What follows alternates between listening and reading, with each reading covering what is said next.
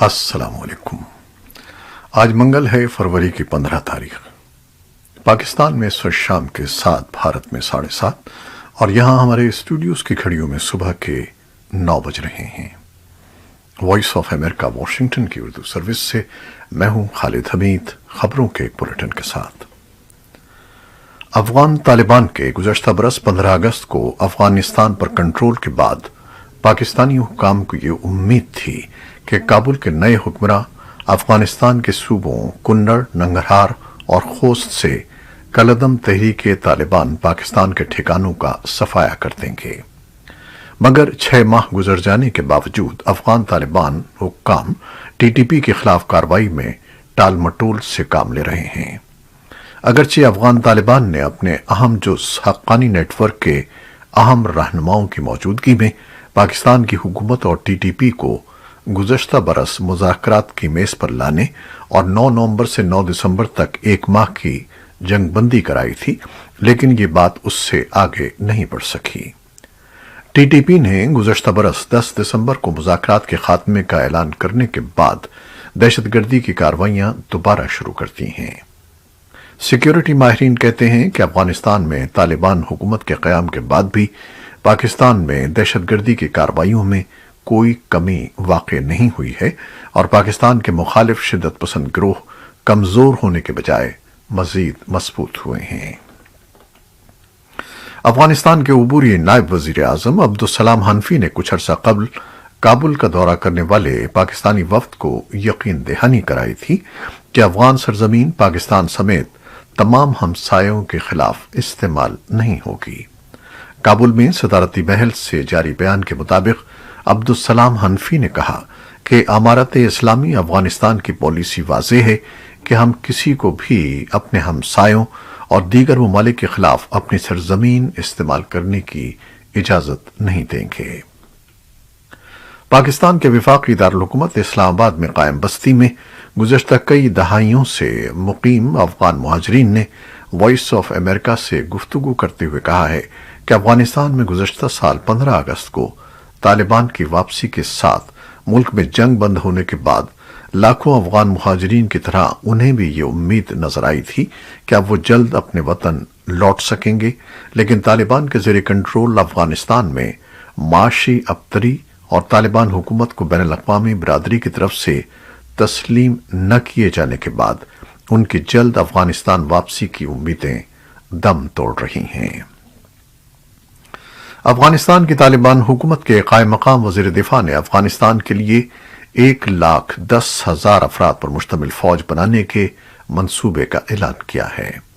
ملا محمد یعقوب نے اپنے پہلے ٹیلی ویژن انٹرویو میں ریڈیو ٹیلی ویژن افغانستان کو بتایا کہ طالبان قیادت نے نئی فوج کی تشکیل کے منصوبے کی منظوری دے دی ہے۔ یعقوب نے کہا کہ نئی فوج کے لیے ناموں کی رجسٹریشن تقریباً 80,000 تک پہنچ گئی ہے، جبکہ 10,000 فوجی پہلے ہی تربیت مکمل کر چکے ہیں۔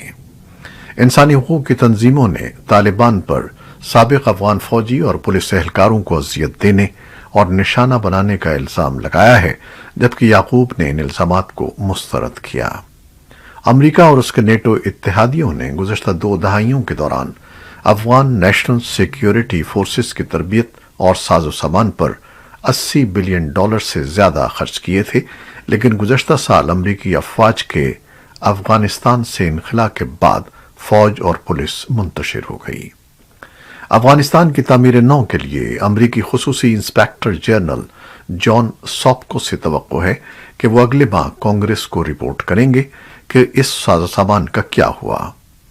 ساپکو نے وائس آف امریکہ کی افغان سروس کو گزشتہ ہفتے بتایا کہ وہ ان رپورٹوں کا جائزہ لے رہے ہیں کہ طالبان اہلکار بین الاقوامی مارکیٹ میں اسلحہ فروخت کر رہے ہیں۔ افغانستان میں طالبان کی اقتدار میں واپسی کے 6 ماہ بعد بہت سی چیزیں بدل گئی ہیں۔ ان 6 مہینوں کے دوران ان لوگوں کی ملازمتیں ختم ہوئیں اور ان 6 مہینوں میں خوراک کے طلبگار افراد کی تعداد 93% تک بڑھ گئی۔ امریکہ میں قائم بین الاقوامی ریسکیو کمیٹی IRC کے مطابق اس سال کے دوسرے نصف تک 97% آبادی کے غربت کی لکیر سے نیچے زندگی گزارنے کی توقع ہے۔ IRC فوری طور پر پالیسی کو دوبارہ ترتیب دینے کا مطالبہ کر رہی ہے اور اس کا کہنا ہے کہ امریکہ اور یورپ کے رہنماؤں کے لیے ضروری ہے کہ وہ معاشی بحران سے نمٹتے ہوئے عام لوگوں کو اپنی بنیادی ضروریات پوری کرنے کے قابل بنائیں۔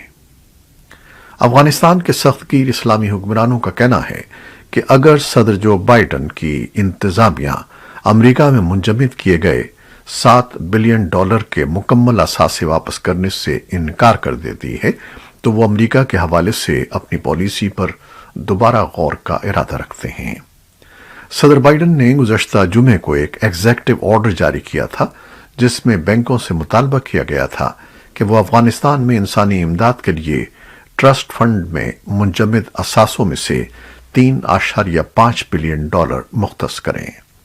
بقیہ $3.5 بلین امریکہ میں دہشت گردی کے شکار امریکی متاثرین، خاص طور پر 11 ستمبر سن 2001 کے حملوں کے مقدموں کی ادائیگی کے لیے امریکہ میں رہیں گے۔ طالبان کے ترجمان نے پیر کو ایک بیان جاری کرتے ہوئے کہا کہ 11 ستمبر کے حملوں کا افغانستان سے کوئی تعلق نہیں تھا۔ ترجمان نے افغانستان کے سرکاری نام کا حوالہ دیتے ہوئے کہا کہ اگر امریکہ اپنے موقف سے انحراف نہیں کرتا اور اپنی اشتعال انگیز کارروائیاں جاری رکھتا ہے تو امارت اسلامیہ بھی امریکہ کے بارے میں اپنی پالیسی پر نظر ثانی پر مجبور ہو جائے گی۔ تاحال امریکہ کی جانب سے اس پر کسی رد عمل کا اظہار نہیں کیا گیا۔ امریکی صدر بائیڈن کے افغانستان کے بینک اثاثے 9/11 حملوں کے متاثرین کے لیے مختص کرنے کے حالیہ فیصلے کے خلاف منگل کو کابل اور کچھ دوسرے شہروں میں سینکڑوں افراد نے احتجاج کیا اور صدر بائیڈن سے اپنے فیصلے پر نظر ثانی کرنے کا مطالبہ کیا۔ اسی دوران افغان منی ایکسچینجر یونین نے بھی صدر بائیڈن کے فیصلے کے خلاف آج صوبوں میں اور کابل میں احتجاجی مظاہرے کیے۔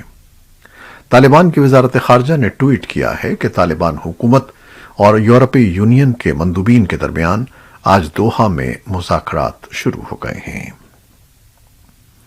امریکہ اور اس کے اتحادیوں نے افغانستان تقریباً 20 سال کی جنگ کے بعد چھوڑ دیا تھا۔ کابل میں انخلا سے پہلے آخری ہفتوں کی افراتفری میں 1,30,000 سے زیادہ افغان افراد کو نکالنے میں مدد دی گئی۔ ان میں سے بیشتر افراد کو امریکہ میں بہتر زندگی کی امید تھی۔ امریکہ داخلے کے خواہاں افغان افراد کے لیے 2 بنیادی راستے فراہم کرتا ہے۔ ان میں سے ایک فوجی ترجمانوں اور امریکی حکومت کی مالی امداد سے چلنے والے کانٹریکٹس پر کام کرنے والے لوگوں کے لیے 1 دہائی پرانا خصوصی امیگرنٹ ویزا پروگرام ہے۔ دوسرا پناہ گزینوں کے داخلے کا پروگرام ہے جسے محکمہ خارجہ نے دوسری ایجنسیوں کے ساتھ مل کر چلایا ہے۔ تیسرا راستہ انسانی بنیاد پر پیرول کی خصوصی اجازت ہے جو ہنگامی حالات میں امریکہ میں داخل ہونے کی امید رکھنے والوں کے لیے ہے۔ امریکی امیگریشن حکام کی جانب سے وائس آف امریکہ کو بھیجے گئے ڈیٹا کے مطابق بائیڈن انتظامیہ کو امریکہ سے باہر افغان شہریوں کے لیے انسانی بنیادوں پر پیرول کی 40,000 سے زیادہ درخواستیں موصول ہوئی ہیں۔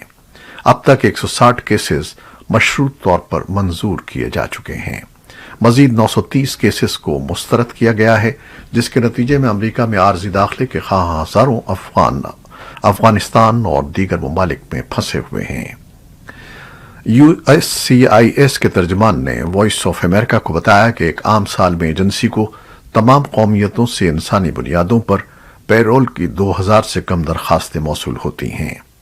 ترجمان نے کہا کہ امریکی حکومت نے درخواستوں میں اضافے اور کارروائی کے اوقات کو بہتر بنانے کے لیے پیرول کے مقدمات پر کام کرنے والے افسران کی تعداد میں اضافہ کیا ہے۔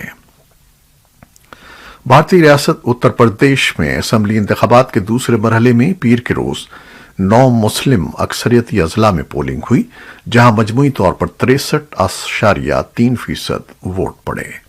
ان میں سے بعض حلقوں میں مسلم آبادی 20 سے 30% اور بعض میں 30 سے زائد ہے، جبکہ 9 حلقوں میں 50 سے زائد ہے۔ تجزیہ کاروں کے مطابق بی جے پی کو بھی اس بات کا احساس ہے کہ ان حلقوں میں مسلم ووٹ فیصلہ کن ثابت ہوگا۔ یہی وجہ ہے کہ وزیر اعظم نریندر مودی اور یوپی کے وزیر اعلیٰ یوگی آدتیہ ناتھ بھی مسلم رائے دہندگان کو اپنی جانب مائل کرنے کی کوشش کر رہے ہیں۔ تجزیہ کاروں کے مطابق اس سے قبل کے انتخابات میں مسلم ووٹ مختلف غیر بی جے پی جماعتوں میں بٹ جایا کرتے تھے، لیکن اس بار وہ بظاہر تقسیم نہیں ہو رہا ہے۔ ان کا یہ بھی کہنا ہے کہ گزشتہ 5 برسوں میں جو حالات رہے اس سے مسلمانوں نے سبق سیکھا ہے۔ اس بار انہوں نے اپنے حق رائے دہی کے بہتر استعمال کا سلیقہ سیکھ لیا ہے اور وہ اپنے ووٹ کو منتشر ہونے سے بچانے اور ووٹ کی طاقت سے اس حکومت کو بدلنے کی کوشش کر رہے ہیں۔ میانمار کا کہنا ہے کہ وہ اس ہفتے جنوب مشرقی ایشیائی ممالک کی تنظیم آسیان کے وزرائے خارجہ کی کمبوڈیا میں ہونے والے اجلاسوں میں شرکت نہیں کرے گا۔ اس نے اپنے کلیدی سفارتکار کے بجائے غیر سیاسی نمائندے کو بھیجنے کی دعوت کو مسترد کر دیا ہے۔ میانمار کے شرکت نہ کرنے کا فیصلہ آسیان کے 10 رکنی گروپ کی طرف سے طے شدہ اقدامات پر عمل درآمد میں میانمار کے تعاون کی کمی کی عکاسی کرتا ہے۔ فوج کے اقتدار پر قبضے کے بعد ملک میں پرتشدد سیاسی بحران میں کمی لانے کے لیے آسیان نے ان اقدامات پر اتفاق کیا تھا۔ جاپان کے وزیر خارجہ نے پیر کو ٹوکیو میں ہن سن کے بیٹے سے ملاقات کی اور میانمار کی صورتحال سے نمٹنے کے لیے تعاون پر اتفاق کیا۔ کمبوڈیا آسیان کا موجودہ صدر ہے۔ اور اب یوکرین کی صورتحال۔ روس نے منگل کو کہا کہ یوکرین کے قریب تعینات اس کی کچھ افواج فوجی مشقیں مکمل کرنے کے بعد اپنے اڈوں پر واپس جائیں گی۔ وزارت دفاع کے ترجمان ایگور کوناشینکوف نے ایک بیان میں کہا کہ ملک بھر میں بڑے پیمانے پر مشقیں جاری رہیں گی، لیکن جنوبی اور مغربی فوجی اضلاع کے کچھ یونٹوں نے اپنی مشقیں مکمل کر کے اڈوں پر واپس جانا شروع کر دیا ہے۔ فوجیوں کی نقل و حرکت کی فوری طور پر تصدیق نہیں ہو سکی ہے۔ یہ اعلان یوکرین پر روسی حملے کو روکنے کے لیے سفارتی کوششوں کے ایک سلسلے کے دوران سامنے آیا۔ جرمن چانسلر اولاف شولز آج ماسکو کا دورہ کر رہے ہیں تاکہ روس اور یوکرین کے بحران پر روسی صدر ولادیمیر پوٹن کے ساتھ بات چیت کی جا سکے۔ جرمنی نے بات چیت کے ذریعے پرامن حل پر زور دیا ہے اور خبردار کیا ہے کہ صورتحال کسی بھی لمحے شدید ہو سکتی ہے۔ جرمن وزیر خارجہ اینالینا باربوک نے ایک بیان میں کہا کہ یہ روس پر منحصر ہے کہ وہ یوکرین کی سرحد کے ساتھ والے علاقوں سے اپنی فوجوں کو واپس بلا لے۔ پینٹاگون کے پریس سیکریٹری جان کربی نے پیر کو صحافیوں کو بتایا کہ گزشتہ 24 سے 48 گھنٹوں کے دوران بھی مسٹر پوٹن نے یوکرین اور بیلاروس کے ساتھ سرحد پر فوجی صلاحیت میں اضافہ کیا ہے۔ ایسے اقدامات سے آپ توقع کریں گے کہ کسی بڑی فوجی کارروائی کا منصوبہ بنایا جا رہا ہے۔ روس نے یوکرین پر حملہ کرنے کے منصوبے کی تردید کی ہے، جبکہ مغرب سے سلامتی کی ضمانتیں مانگی ہیں، جیسا کہ شمالی بحیرہ اوقیانوس کے معاہدے کی تنظیم نیٹو یوکرین کو شامل نہیں کرے گی۔ پینٹاگون نے پیر کو کہا کہ وزیر دفاع لائیڈ آسٹن اور نیٹو کے سیکرٹری جنرل یانس اسٹالٹنبرگ نے فون پر مضبوط ڈیٹرنس اور دفاع کو برقرار رکھنے کی اہمیت پر تبادلہ خیال کیا اور اس بات پر زور دیا کہ روس کے اقدامات بالآخر اپنے مطلوبہ اثرات کے برعکس نتیجہ حاصل کریں گے، جو ایک مضبوط اور زیادہ متحد نیٹو اتحاد کی صورت میں مشرقی کنارے پر جارحیت کو روکنے اور دفاع کرنے کے لیے تیار ہے۔ آسٹن اس ہفتے برسلز میں نیٹو کے وزرائے دفاع کے اجلاس میں شرکت کرنے والے ہیں اور یوکرین کے پڑوسی ممالک پولینڈ اور لتھوانیا کا دورہ کریں گے۔ امریکی وزیر خارجہ اینٹونی بلنکن نے پیر کے روز یوکرین کے لیے $1 بلین تک قرض کی گارنٹی کا اعلان کیا تاکہ روس کے غیر مستحکم رویے کے مقابلے میں یوکرین کی اپنے لوگوں کے لیے اقتصادی استحکام، ترقی اور خوشحالی کو یقینی بنانے کی صلاحیت کو تقویت دی جا سکے۔ جرمن چانسلر اولاف شولز نے یوکرین کے صدر ولادیمیر زیلنسکی سے کیف میں ملاقات کے بعد پیر کو کہا کہ مغربی ممالک روس کے ساتھ یورپی سلامتی کے معاملات پر سنجیدہ بات چیت کے لیے تیار ہیں۔ ادھر یوکرین کے صدر زیلنسکی نے پیر کو قوم سے ایک ویڈیو خطاب میں کہا کہ انہوں نے سنا ہے کہ روسی فوجی کارروائی بدھ کو شروع ہو سکتی ہے اور کہا کہ وہ اس دن کو قومی اتحاد کے طور پر منانے کا اعلان کر رہے ہیں۔ انہوں نے یہ نہیں بتایا کہ انہیں یہ معلومات کیسے ملی۔ وائٹ ہاؤس نے کہا کہ امریکی صدر جو بائیڈن نے پیر کو برطانوی وزیر اعظم بورس جانسن سے نیٹو کی روس کے قریب ترین مشرقی حصے میں دفاعی پوزیشن کو بہتر بنانے کی کوششوں کے بارے میں بات کی ہے۔ اقوام متحدہ کے سیکرٹری جنرل انٹونیو گوتریس نے پیر کے روز روس، یوکرین اور مغرب پر زور دیا کہ وہ کشیدگی کو کم کریں۔ ان کا کہنا ہے کہ سفارتکاری کا کوئی متبادل نہیں ہے۔ مغرب کے مطابق یوکرین پر ممکنہ روسی حملہ بدھ کے روز تک ہو سکتا ہے۔ گوتریس نے اقوام متحدہ کے ہیڈ کوارٹر میں کہا کہ ہم اس طرح کے تباہ کن تصادم کے امکان تک کو بھی قبول نہیں کر سکتے۔ انہوں نے بحران کا حل تلاش کرنے میں مدد کے لیے فریقین کے ساتھ منسلک رہنے کا عہد کیا۔ گوتریس نے اقوام متحدہ کی سلامتی کونسل کے 15 ارکان کے ساتھ منعقدہ ماہانہ ظہرانے سے واپسی کے بعد صحافیوں سے بات کی۔ کونسل کی ماہانہ صدارت میں اس ماہ روس کی باری ہے اور اس نے اپنے اقوام متحدہ کے مشن میں ظہرانے کی میزبانی کی۔ U S centre for disease control and prevention نے کووڈ کے وسیع پیمانے پر پھیلاؤ کے پیش نظر جنوبی کوریا، آذربائیجان اور بیلاروس سمیت 6 ممالک اور خطوں کا سفر نہ کرنے کا مشورہ دیا ہے۔ سی ڈی سی نے کوموروس، فرینچ پولینیشیا اور سینٹ پیئر اور میکلون کو اپنے بہت بلند خطرے کی فہرست میں شامل کیا ہے۔ امریکی محکمہ خارجہ نے پیر کو جنوبی کوریا، انڈونیشیا اور آذربائیجان کے لیے اپنی ٹریول ایڈوائزری کی درجہ بندی کو لیول 4 تک بڑھا دیا ہے، جس کے تحت سفر نہ کرنے کی ہدایت کی گئی ہے۔ یہ تھی وہ خبریں جو فیس بک لائیو پر ہم نے آپ کے لیے پیش کی۔ ہماری ویب سائٹ، یوٹیوب اور پوڈ کاسٹ پر یہ بلیٹن پوسٹ کر دیا جاتا ہے۔ آپ ہمارے بلیٹن کو شیئر کرتے رہیے اور اپنی دعاؤں میں یاد رکھیے۔ خالد حمید اب اجازت چاہتا ہے۔ اللہ حافظ۔